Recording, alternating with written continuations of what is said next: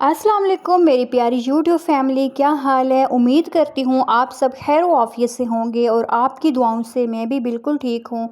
کیا کبھی آپ کے ساتھ بھی ایسا ہوا ہے کہ آپ کی صرف ایک چھوٹی سی غلطی پر پورا گھر آپ سے ناراض ہو گیا ہو؟ اگر ہاں تو یقین کریں آپ اکیلی نہیں ہیں۔ آج میں بھی اپنی زندگی کا ایک ایسا احساس آپ سب کے ساتھ شیئر کرنے جا رہی ہوں۔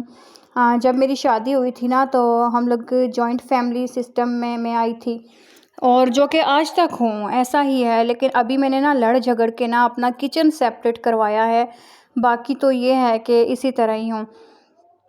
تو میں دل میں یہی چاہتی تھی کہ سب مجھ سے خوش رہیں۔ میں ہر کام پوری کوشش سے کرتی تھی، لیکن پھر بھی کبھی کھانے میں نمک کم ہو جاتا، کبھی کسی کی بات سمجھنے میں دیر ہو جاتی، یا کبھی تھکن کی وجہ سے کوئی کام رہ جاتا، اور پھر مجھے محسوس ہوتا تھا کہ صرف ایک چھوٹی سی غلطی پر پورے گھر کا رویہ بدل گیا ہے۔ کوئی سیدھی طرح بات ہی نہیں کرتا تھا، اور کوئی ناراضگی ظاہر کر دیتا تھا، اور دل میں بس یہی سوال آتا تھا کہ کیا میری ایک غلطی میری ساری اچھائیاں ختم کر دیتی ہے؟ اور میں آپ کو بتاؤں کہ سسرال میں ایسا ہی ہوتا ہے۔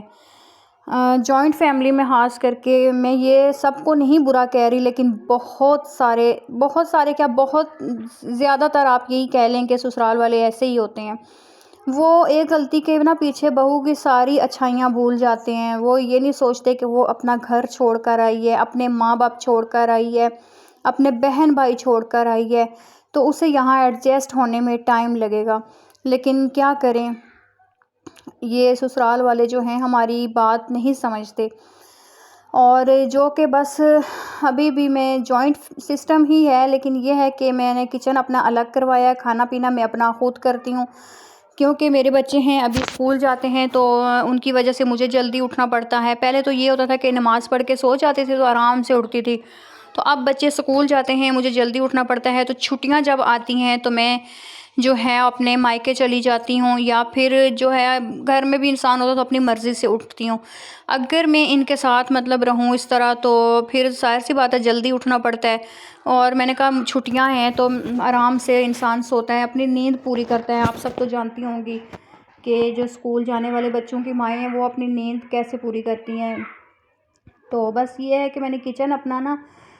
لڑ جھگڑ کے اپنے شوہر کو بول کے الگ کروایا۔ بس میرا بہت دل کرتا ہے یار میں الگ رہوں، سیپریٹ رہوں، اپنی مرضی سے زندگی گزاروں، لیکن کیا کروں، ان سسرال والوں کی پھر مرضی کے بغیر کچھ نہیں ہو سکتا۔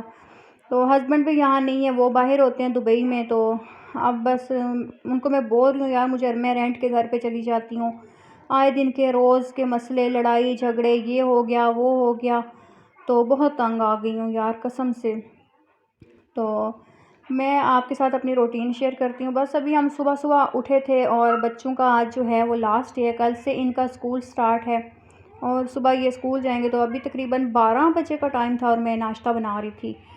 تو اس پہ بھی میری ساس کو بڑا اعتراض ہوتا ہے، سوئی رہتی ہے، لیکن میں نے اپنے ہسبینڈ کو ذرا مطمئن کیا ہے کہ دیکھیں میری بھی کوئی لائف ہے، میری بھی کوئی زندگی ہے، ہاں اگر آپ یہاں پہ ہوں تو میں ٹائم پہ نہ آپ کو کوئی چیز دوں پھر آپ مجھے کہہ سکتے ہیں۔ ابھی بچے بھی سوئے رہتے ہیں تو پھر میں بھی سوئی رہتی ہوں، نماز پڑھ کے صبح پھر واپس میں سو جاتی ہوں۔ بچے چھوٹے ہیں، وہ بھی نہیں نماز کے لیے اٹھتے، تو رات کو ہم تھوڑا لیٹ سوتے ہیں، پھر ہسبینڈ کی کال آ جاتی ہے، اور پھر بس یہی موبائل وغیرہ پہ اسکرولنگ کرتے رہنا، تو لیٹ سوتے ہیں۔ روٹین بڑی جو ہے نا وہ خراب ہوئی تھی۔ تو بس یہاں پہ میں ناشتہ بنا رہی تھی ساتھ، اور ناشتے کے بعد پھر میں نے صبح اٹھنا میں جھاڑو جو ہے نا میں سب سے پہلے لگا دیتی ہوں، کیونکہ ہم لیٹ اٹھتے ہیں نا، تو میں کہتی ہوں کہ کلیننگ جو ہے نا وہ ہو جائے، صفائی ہو جائے، کیونکہ کوئی گھر بھی آ سکتا ہے، اچانک کوئی گھر آ جائے، تو پھر ناشتہ جو ہے نا پھر میں اس کے بعد بنا لیتی ہوں۔ تو یہ یہاں پہ میں اپنی چائے بھی بنا رہی تھی،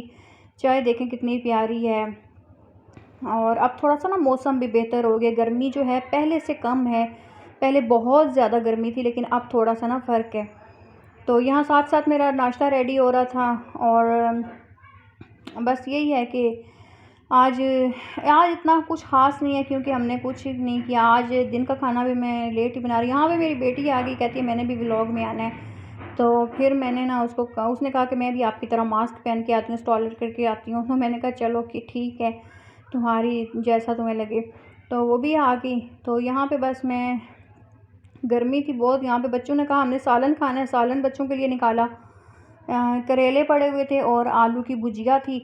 تو دونوں نے، ایک نے کہا کہ میں آلو کی بھجیا کھاؤں گی اور ایک نے کہا میں کریلے کھاؤں گا، تو بس دونوں کی پسند کا بنا۔ اور میں جو ہے نا وہ مرچوں والا اچار میں نے بنایا ہوا ہے، مطلب ہری مرچ کا اچار ہوتا ہے نا، پہلے میں نے مکس ہی بنایا تھا، لیکن یہ ہے کہ باقی بیچ میں سے ختم ہو گیا، اور مرچیں میں ساتھ ساتھ نا اور ایڈ کرتی جاتی ہوں، کیونکہ مجھے مرچیں بہت پسند ہے۔ مرچوں والا اچار جو ہری مرچ ہوتی ہے نا اس کو کاٹ کے وہ بناتے ہیں، اتنا مجھے آم کا نہیں پسند جتنا مجھے مرچ والا ہے، تو میں نے ساتھ اسی کے ساتھ ہی کھانا ناشتہ کیا تھا۔ تو ناشتہ ہمارا لیٹ ہی ہوا تھا، تو پھر میں نے شام کو نہیں کچھ بنایا، پھر باہر گئے ہم لوگ تو وہاں سے کچھ کھانے کے لیے لے آئے۔ ابھی میں نے کہا چلیں رات کو ہی میں ایک ہی بار ابھی میں کھانا بناؤں گی، آج میرا دل ہے کہ میں چکن تندوری سالن بناؤں،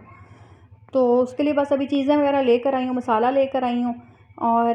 چکن تندوری مسالہ لے کر آئی ہوں، چکن لائی ہوں، اور بچوں کے اسکول کھل کے تو ان کے لیے صبح بریک فاسٹ کے لیے اور ان کے لنچ کے لیے چیزیں لائی ہوں،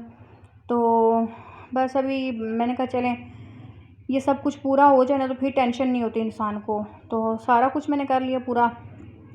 تو میری ساس جو ہے نا ان کو بڑا اعتراض ہوتا ہے، میرے ہر کام پہ ہوتا ہے، حالانکہ وہ الگ رہتی ہیں، یار اوپر ہیں تو ہے جوائنٹ سسٹم ہی ہے، لیکن یہ ہے کہ میں اپنا خود ہی کرتی ہوں۔ پہلے یہ ہے کہ جوائنٹ تھا، مطلب بالکل ہی جوائنٹ تھا نا، ہر چیز ہسبینڈ جو ہے خرچہ ان کو ہی بھیجنا سارا کچھ۔ ابھی میں نے جو ہے نا لڑ جھگڑ کے میں نے کہا میں ایسی زندگی نہیں جی سکتی، ایک تو شوہر کی جدائی برداشت کرو اور اوپر سے نا یہ سب تو مجھ سے نہیں ہوتا، تو یہ ہے کہ بس ابھی کسی حد تک تھوڑا سکون ہے، لیکن یہ ہے کہ پھر بھی کچھ نہ کچھ ہو ہی جاتا ہے، ان کو ہر ٹائم نا مجھ سے مسئلہ ہی رہتا ہے۔ وہ کہتے ہیں نا کہ بڑی بہو کی قدر تب آتی ہے جب چھوٹی آتی ہے، تو اب جب چھوٹی آئے گی تو تب پتہ چلے گا۔ میں تو پھر بھی برداشت کر لیتی ہوں، لیکن اب میں بھی نہیں برداشت کرتی، اب میں بھی بولتی ہوں، اپنے حق کے لیے بولنا پڑتا ہے۔ تو آپ سب بتائیں آپ کو میری ویڈیو کیسی لگی؟ میرے چینل کو سبسکرائب کر دیں، ویڈیو کو لائک کر دیں۔ اللہ حافظ۔